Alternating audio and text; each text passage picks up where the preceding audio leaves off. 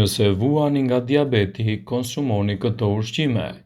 Uria mund të shkaktojë mpiksje dhe ulje të niveleve të sheqerit në gjak te personat që vuajnë nga diabeti tipi 2.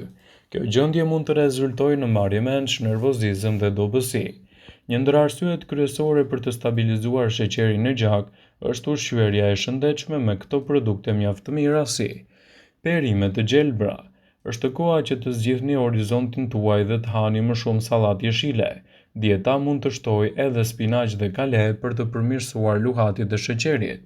Fistikët. Për shkak të përmbajtjes së proteinave të kombinimeve të yndyrnave, fistikët mund të ndihmojnë në uljen e niveleve të kolesterolit, si dhe të ndihmojnë në uljen e rrezikut të problemeve që lidhen me sheqerin. Pijet me kalori të ulta.